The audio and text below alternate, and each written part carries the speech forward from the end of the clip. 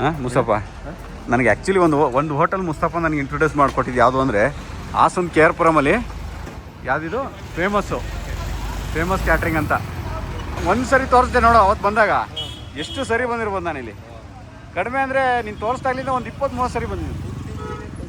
ಇಲ್ಲಿ ತಿಂದು ತೇಗ್ಬಿಟ್ಟಿದ್ದೀನಿ. ಇಲ್ಲಿ ಶವರ್ಮ ಹಾಕ್ತಾರೆ, ಸಕ್ಕತ್ತಾಗಿರೋ ಶವರ್ಮ. ನಾನು ನಿಮ್ಗೆ ಮೊದಲೇ ಹೇಳಿದೆ, ಒಂದು 20 ಸರಿ ನಾನು ಇಲ್ಲಿ ಬಂದು ಊಟ ಮಾಡಿದ್ದೀನಿ ಅಂತ. ಮೋಸ್ಟ್ ಆಫ್ ದ ಟೈಮ್ ಬಂದಾಗೆಲ್ಲ ನಾನು ಇಲ್ಲಿ ಶವರ್ಮನೆ ತಿಂದಿರೋದು. ಶವರ್ಮ ಅಂದರೆ ಇನ್ನೊಂಥರ ಕೇಳೋಕೆ ಮಾಡರ್ನ್ ಅನಿಸ್ಬೋದು, ಆದರೆ ಇದು ತುಂಬ ಹಳೇ ಕಾಲದ ಫುಡ್. ಅಂದರೆ 19ನೇ ಶತಮಾನದಲ್ಲಿ ಈ ಮಿಡಲ್ ಈಸ್ಟ್ಗಳಲ್ಲಿ ಮಾಡ್ತಿದ್ದಂಥ ಫುಡ್ ಇದು. ಟರ್ಕಿ, ಲೆಬೆನ್ ಮತ್ತು ಸಿರಿಯಾ ಇಂಥ ಪ್ರದೇಶಗಳಲ್ಲಿ ಇದನ್ನು ಮಾಡ್ತಾರೆ. ಮೊದಲು ಇದನ್ನು ಮಾಂಸನ ಮಾಡ್ತಾಯಿದ್ರು, ಅಂದರೆ ಕುರಿ ಮಾಂಸನ ಬಳಸಿ ಒಂದು ರಾಡಿಗೆ ಸಿಗಿಸ್ಬಿಟ್ಟು ತಿರುಗಿಸಿ ಮಾಡ್ತಾಯಿದ್ರು ಅವರು. ಇದರಲ್ಲಿ ಟರ್ಕಿಷ್ನಲ್ಲಿ ಇದನ್ನು ಚವೆರ್ಮೆ ಅಂತ ಕರಿತಿದ್ರು, ಅಂದರೆ ತಿರುಗಿಸೋದು ಅಂತ. ನಾನು ಹೇಳ್ದಂಗೆ ಮೊದಲೆಲ್ಲ ಇದನ್ನು ಕುರಿಲೇ ಮಾಡ್ತಾಯಿದ್ರು. 20ನೇ ಶತಮಾನದಲ್ಲಿ ಕೋಳಿನ ಯೂಸ್ ಮಾಡ್ಕೊಂಡು ಮಾಡೋಕ್ಕೆ ಶುರು ಮಾಡಿದ್ರು. ಕೋಳಿನ ಮಾಡೋದ್ರಿಂದ ಏನು ಬೆನಿಫಿಟ್ ಅಂತಂದರೆ ಬೇಗ ಬೇಯುತ್ತೆ ಮತ್ತು ಮಸಾಲೆ ಕೂಡ ಸಿಕ್ಕಾಪಟ್ಟೆ ಚೆನ್ನಾಗಿ ಹಿಡಿಯೋದ್ರಿಂದ ಇದನ್ನು ಸ್ಟ್ರೀಟ್ ಫುಡ್ ಆಗಿ ಬಳಸೋಕ್ಕೆ ಶುರು ಮಾಡಿದರು. ಇದನ್ನು ಜೀರಿಗೆ, ಧನಿಯಾ ಬೀಜ, ಏಲಕ್ಕಿ, ಪ್ಯಾಪ್ರಿಕಾ, ಅರಿಶಿನ, ಬೆಳ್ಳುಳ್ಳಿ, ನಿಂಬೆ ರಸ ಅಥವಾ ವೆನಿಗರ್ ಹಾಕಿ ಮಾಡ್ತಾರೆ. ಟೇಸ್ಟ್ ಹೆಂಗಿರುತ್ತೆ ಅಂದರೆ ಅಷ್ಟು ಚೆನ್ನಾಗಿರುತ್ತೆ. 20ನೇ ಶತಮಾನದಲ್ಲಿ ಮಾತ್ರ ಇದು ಸಿಕ್ಕಾಪಟ್ಟೆ ಫೇಮಸ್ ಆಗೋಯ್ತು. ಈಗ ನಮ್ಮ ದೇಶದಲ್ಲೂ ಎಲ್ಲ ಕಡೆ ಮೂಲೆ ನೋಡಿ, ಹಾಸನದಲ್ಲೂ ಕೂಡ ಸಿಗ್ತಾ ಇದೆ. ಇವ್ರ ಹತ್ರ ಮಾತ್ರ ಒಂದು ಶವರ್ಮ ಅಲ್ವಾ, ಶವರ್ಮದಲ್ಲೇ ಬೇರೆ ಥರ ಒಂದು 4-5 ಥರದ್ದು ಶವರ್ಮ ಮಾಡ್ತಾರೆ. ಮೇಯ್ನ್ ಆಗಿ ಇದನ್ನ ಪೀತಾ ಬ್ರೆಡ್ ಅಥವಾ ರೋಟಿ ಹಾಕಿ ಮಾಡ್ತಾರೆ. ರೋಲು ಯಾರಪ್ಪ ಅಂತ ಕರಿತಾರಲ್ಲ ಅದನ್ನ ಅಕ್ಕಿ ಸ್ಯಾಲಿಡ್ ಮತ್ತೆ ಬೆಳ್ಳುಳ್ಳಿ ಸಾಸ್ ಎಲ್ಲ ಹಾಕಿ ಮಾಡ್ತಾರೆ. ಓವರ್ ಆಗಿ ಹೇಳ್ಬೇಕು ಅಂದ್ರೆ ಚಿಕನ್ ಶವರ್ಮ ಏನು ಹೊಸದಾಗಿ ಬಂದಿರೋಂಥ ಅಡುಗೆ ಅಲ್ಲ, ಇದು ತುಂಬಾ ಹಳೆ ಕಾಲದ ಆಧುನಿಕ ಸಂಸ್ಕೃತಿ, ನಮ್ಮ ದೇಶದ್ದೆಲ್ಲ ಹೊರಗಡೆಯಿಂದ ಬಂದಿರೋದು. ಈಗ ನಮ್ಮ ಮುಸ್ತಫಾ ಮೇಷ್ಟ್ರು ಡಯಟ್ ಅಲ್ಲಿ ಇದ್ದಾರೆ. ಅವರು ಡಯಟ್ ಫುಡ್ ನ ಆರ್ಡರ್ ಮಾಡ್ತಾ ಇದ್ದಾರೆ. 2 ಮಟನ್ ಬಿರಿಯಾನಿ, ಒಂದು ಆಲ್ಫಾಮ್ ಅಂದ್ರೆ ಅದು ಡಯಟ್. ಅದು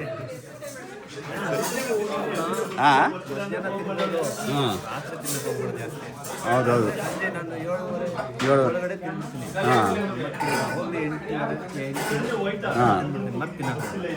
ಸರಿ ಬಿಡು, ಕಟ್ಟನ್ ಹೇಳಿ ಅಲ್ಲ ಹೋಗ್ಲಿ. ಆರಾಮ ಇಲ್ಲೇ ನಮ್ಮ ಫ್ರೆಂಡು ಮುಸ್ತಫಾ ಮೇಷ್ಟ್ರು. ನಾವು ಆರ್ಡರ್ ಮಾಡಿದ್ದು 2 ಮಟನ್ ಬಿರಿಯಾನಿ ಮತ್ತೆ ಒಂದು ಆಲ್ಫಾಮ್ ಚಿಕನ್.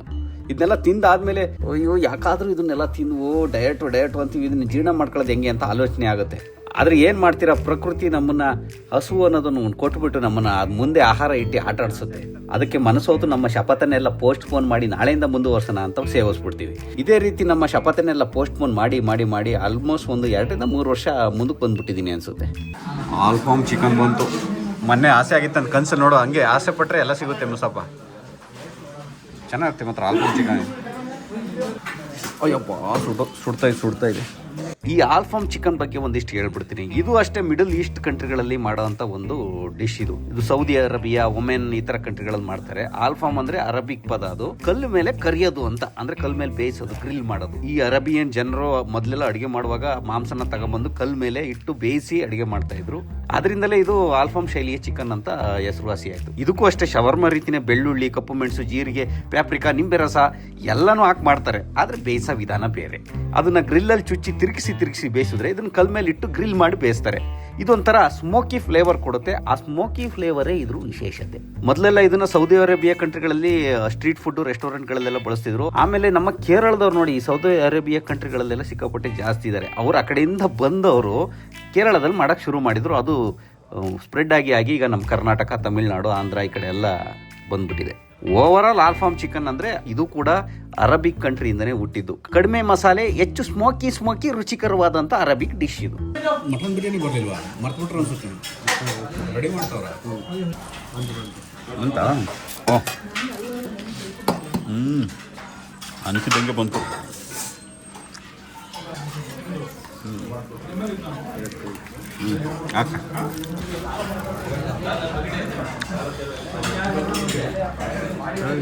ಚೆನ್ನಾಗಿಲ್ವಾ? ಹೌದಾ? ಆಲ್ಫಾಮ್ ಚಿಕನ್ ಮತ್ತೆ ಶವರ್ಮಾ ಬಗ್ಗೆ ಪುರಾಣ ಓದಿ ಈಗ ಮಟನ್ ಬಿರಿಯಾನಿ ಬಗ್ಗೆ ಎಕ್ಸ್ಪ್ಲೈನ್ ಮಾಡಲಿಲ್ಲ ಅಂದ್ರೆ ಅದಕ್ಕೆ ಬೇಜಾರಾಗ್ಬೋದು. ಅದಕ್ಕೆ ಅದ್ರ ಬಗ್ಗೆ ಒಂದು ಸ್ವಲ್ಪ ಹೇಳ್ಬಿಡ್ತೀನಿ. ಈ ಮಟನ್ ಬಿರಿಯಾನಿ ಅನ್ನೋದು ಏನು, ಇದು ನಮ್ಮ ದೇಶದ್ದೇನು ಆಹಾರ ಅಲ್ಲ. ಈ ಬಿರಿಯಾನಿ ಅನ್ನೋ ಪದ ಬಂದಿರೋದೇ ಪರ್ಷಿಯನ್ ಭಾಷೆಯಿಂದ. ಬಿರಿಂಜ್ ಅಂತ ಕರಿತಾ ಇದ್ರು. ಬಿರಿಯಾನ್ ಅಂದ್ರೆ ಹುರಿಯೋದು ಅಂತ, ಬಿರಿಂಜ್ ಅಂದ್ರೆ ಅಕ್ಕಿ ಅಂತ. ಈ ಹಳೆ ಪರ್ಷಿಯನ್ ಅಲ್ಲಿ, ಈಗ ಅದನ್ನ ಇರಾನ್ ಅಂತಾರೆ, ಅದರಲ್ಲಿ ಅಕ್ಕಿ ಮತ್ತೆ ಮಾಂಸದ ಜೊತೆ ಮಿಕ್ಸ್ ಮಾಡಿ ಮಸಾಲೆನ ಇದು ಮಾಡಿ ತಯಾರು ಮಾಡ್ತಾ ಇದ್ರು. ಇದು ಭಾರತಕ್ಕೆ ಹೆಂಗ್ ಬಂತು? ಈ 16ನೇ ಶತಮಾನದಲ್ಲಿ ಈ ಪರ್ಷಿಯನ್ ವ್ಯಾಪಾರಿಗಳು ಮೊಘಲ್ ಸಾಮ್ರಾಟರು ಬಿರಿಯಾನಿಯನ್ನ ಭಾರತಕ್ಕೆ ತಗೊಂಡ್ಬಂದ್ರು. ಈ ಮೊಘಲರ ಅರಮನೆಯಲ್ಲಿ ಈ ಬಿರಿಯಾನಿಗೆ ವಿಶೇಷವಾದಂತ ಸ್ಥಾನ.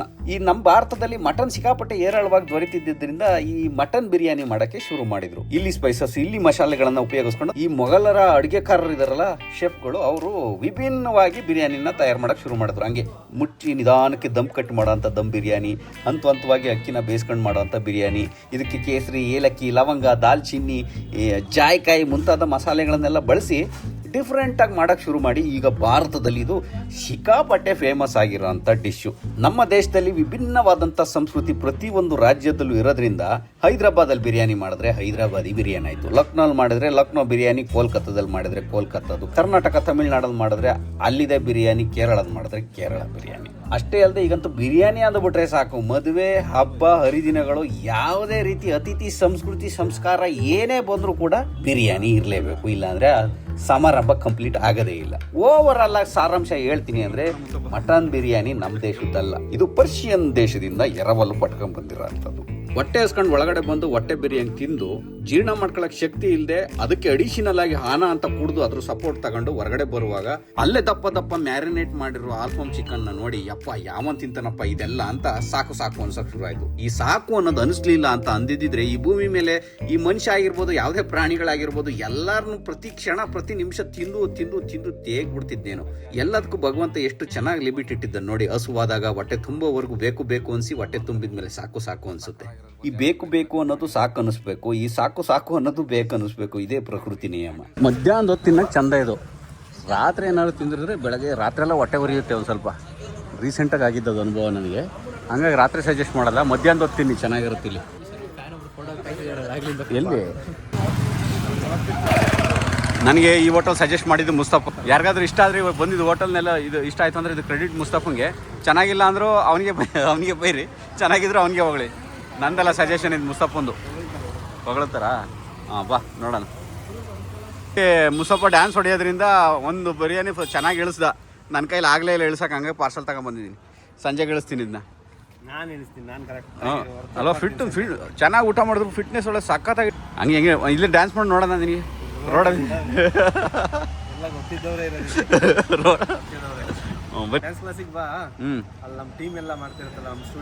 ಇವತ್ತು ಸಂಜೆ ಇರ್ತಾರಾ? ಸಂಜೆ ಇರುತ್ತೆ, ನಾಳೆ ಸಂಜೆ ಡೈಲಿ ಇರುತ್ತೆ. ಮಂಡೇ ಟು ಫ್ರೈಡೆ ಇರುತ್ತೆ.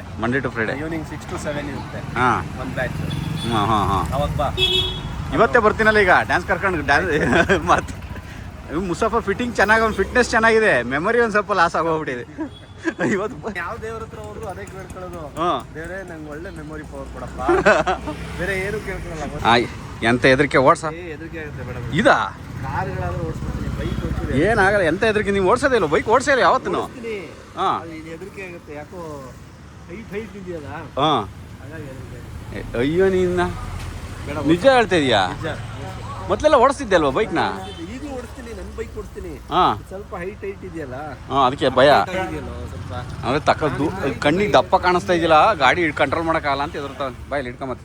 ಈಗ ಊಟ ಎಲ್ಲ ಮುಗಿಸಿ ಮುಸ್ತಫನ್ ಡ್ಯಾನ್ಸ್ ಕ್ಲಾಸ್ಗೆ ಹೋಗ್ತಾ ಇದೀವಿ. ನಿಮಗೆ ಕಳೆದ ವಿಡಿಯೋದಲ್ಲೂ ನಾನು ಮುಸ್ತಫನ್ ಬಗ್ಗೆ ಒಂದು ಎಪಿಸೋಡ್ನೇ ಮಾಡಿದ್ದೀನಿ, ಬಟ್ ಈ ವಿಡಿಯೋದಲ್ಲೂ ಹೇಳ್ತಾ ಇದ್ದೀನಿ, ಮುಸ್ತಫಾ ಈಸ್ ಮೈ ಫ್ರೆಂಡ್. ಅವನೊಬ್ಬನೇ ಅಲ್ಲ, ಅವನ ಜೊತೆ ವಿಜಿ ಅಂತ ಒಬ್ಬರಿದ್ದಾನೆ, ಅವನು ಕೂಡ ನನ್ನ ಬೆಸ್ಟ್ ಫ್ರೆಂಡ್. ನಾನು ಆರ್ಕೆಸ್ಟ್ರಾದಲ್ಲಿ ಕೆಲಸ ಮಾಡ್ತಾ ಇದ್ದೆ. ಆ ಆರ್ಕೆಸ್ಟ್ರಾಕ್ಕೆ ಇವರಿಬ್ರು ಡ್ಯಾನ್ಸರ್ಸ್ಗಳಾಗಿ ಬಂದಿದ್ರು. ನನ್ನ ಪರಿಸ್ಥಿತಿ ಹೆಂಗಿತ್ತು ಅಂದ್ರೆ, ಮಾದಕ ವಸ್ತುಗಳನ್ನ ಸೇವನೆ ಮಾಡೋದು, ಮನುಷ್ಯ ಹಾಳಾಗಕ್ಕೆ ಯಾವುದೆಲ್ಲ ದುರಭ್ಯಾಸಗಳು, ದುಶ್ಚಟಗಳು ಯಾವ ಸ್ಥಾನದಲ್ಲಿರ್ಬೇಕೋ ಅದೇ ಸ್ಥಾನದಲ್ಲಿದ್ದೆ. ಅಂತ ಸಂದರ್ಭದಲ್ಲಿ ಈ ಮುಸ್ತಫಾ ಬಂದಾಗ ನಾನು ಆ ಜಾಗದಿಂದ ಹೊರಗಡೆ ಬಂದು ನಮ್ಮದೇ ಆದಂತ ಒಂದು ಡ್ಯಾನ್ಸ್ ಟೀಮ್ ಮಾಡ್ಕೊಂಡು, ಅದು ಸಕ್ಸಸ್ ಆಗಿ ನಿಲ್ಲಿಲ್ಲ ನಾವು. ಅದರಿಂದ ಹೊರಗಡೆ ಬಂದು ನಾನು ಒಂದು ಸ್ವಲ್ಪ ಸಣ್ಣ ಪುಟ್ಟ ಎಜುಕೇಶನ್ ಮಾಡಿ ಸಿಂಗಾಪುರ್ಗೆ ಹೋಗಿ ಮತ್ತೆ ಸಿಂಗಾಪುರ್ ರಿಟರ್ನ್ ಆಗಿ ಇಷ್ಟಪಟ್ಟವಳನ್ನ ಮದುವೆ ಆಗಿ ಒಂದು ಹಂತದಲ್ಲಿ ಇದ್ದೀನಿ. ನನ್ನ ಟರ್ನಿಂಗ್ ಪಾಯಿಂಟ್ಗೆ ಸಹಕಾರ ನೀಡಿದಂಥವನು ಮುಸ್ತಫಾ. ಪಾಪ ಅವನು ಅವತ್ತಿಂದನೂ ಡ್ಯಾನ್ಸ್ ಮಾಡ್ಕೊಂಡು ಬಂದಿದ್ದನು, ಇವತ್ತಿನವರೆಗೂ ಅದೇ ವೃತ್ತಿನ ಕಂಟಿನ್ಯೂ ಮಾಡ್ಕೊಂಡು ಇವತ್ತೊಂದು ಡ್ಯಾನ್ಸ್ ಕ್ಲಾಸ್ ಮಾಡ್ಕೊಂಡು SNS ಡ್ಯಾನ್ಸ್ ಗ್ರೂಪ್ಸ್ ಅಂತ ಹಾಸನದ ಸರಸ್ವತಿಪುರಂ ಸಾಲ್ಗಾಮೇರ್ ಸರ್ಕಲ್ ಅಲ್ಲಿ ಮೇಲೆ ಡ್ಯಾನ್ಸ್ಗಳನ್ನ ಹೇಳ್ಕೊಡ್ತಾರೆ. ತುಂಬಾ ಜನ ಬರ್ತಾರೆ, ಮಕ್ಕಳು ಮರಿ, ಈ ಫಿಟ್ನೆಸ್ಗೆ ತುಂಬಾ ಕನ್ಸರ್ನ್ ಇರೋರೆಲ್ಲ ಬಂದು ಇಲ್ಲಿ ಡ್ಯಾನ್ಸ್ ಪ್ರಾಕ್ಟೀಸ್ ಮಾಡ್ತಾರೆ. ಸ್ಕೂಲಲ್ಲೂ ಕೂಡ ಡ್ಯಾನ್ಸ್ ಟೀಚರ್ ಆಗಿ ಇಬ್ರು ಕೆಲಸ ಮಾಡ್ತಾ ಇದ್ದಾರೆ. ಮತ್ತೆ ಯಾವುದೇ ರೀತಿ ಸಮಾರಂಭಗಳಾಗಿರ್ಲಿ, ಡ್ಯಾನ್ಸ್ ಪ್ರೋಗ್ರಾಮ್ ಕಲ್ಸ್ಕೊಡೋದಾಗಿರ್ಲಿ, ಪ್ರತಿಯೊಂದಕ್ಕೂ ಇವರು. ಮುಸ್ತಫಂಗೆ ನಾನು ವಿಡಿಯೋ ಮಾಡೋದ್ರಿಂದ ಹೆಲ್ಪ್ ಆಗುತ್ತೆ ಅನ್ನೋ ಆಲೋಚನೆ ಕೂಡ ಇಲ್ಲ, ಯಾಕಂದ್ರೆ ಅವನು ಸೋಷಿಯಲ್ ಮೀಡಿಯಾದಲ್ಲಿ ಆಕ್ಟಿವ್ ಆಗಿ ಇಲ್ಲ. ನಾನು ಸ್ಕ್ರೀನ್ ಮೇಲೆ ನಂಬರ್ ಹಾಕ್ತಾ ಇದ್ದೀನಿ. ಇನ್ ಕೇಸ್ ಯಾರಿಗಾದ್ರೂ ಅವಶ್ಯಕತೆ ಇತ್ತು ಅಂದ್ರೆ ಆ ನಂಬರ್ಗೆ ಕಾಲ್ ಮಾಡಿ ನೀವು ವಿಚಾರಿಸಿದ್ರೆ ನಾನು ವಿಡಿಯೋ ಮಾಡೋದ್ರಿಂದ ಒಂದು ಸ್ವಲ್ಪ ಹೆಲ್ಪ್ ಆಗುತ್ತೆ ಅಂತನೂ ಅವ್ನಿಗೆ ಅನಿಸ್ಬೋದು. ಇನ್ ಕೇಸ್ ಅವಶ್ಯಕತೆ ಇದ್ದವ್ರು ಮಾತ್ರ ಅವ್ರಿಗೆ ಕಾಲ್ ಮಾಡಿ. ಇನ್ ಕೇಸ್ ಡೈರಿ ಫಿಟ್ನೆಸ್ ಕೂಡ ಮೇಂಟೈನ್ ಮಾಡೋರು ಇವ್ರ ಕ್ಲಾಸ್ಗೆ ನೀವು ಜಾಯ್ನ್ ಆಗ್ಬೋದು. ಕಾಲ್ ಮಾಡಿ ವಿಚಾರಿಸಿ. ಈಗ ಅಂತ ಹೇಳ್ತಾ ಇವತ್ತಿನ ಈ ಎಪಿಸೋಡ್ನ ಇಲ್ಲಿಗೆ ಮುಗಿಸ್ತಾ ಇದ್ದೀನಿ. ಮತ್ತೆ ಸಿಗೋಣ ಮುಂದಿನ ವಿಡಿಯೋದಲ್ಲಿ. ಎದುರುಗೊಳ್ಳೇದಾಗಲಿ. ಜೈ ಹಿಂದ್, ಜೈ ಕರ್ನಾಟಕ ಮಾತೆ.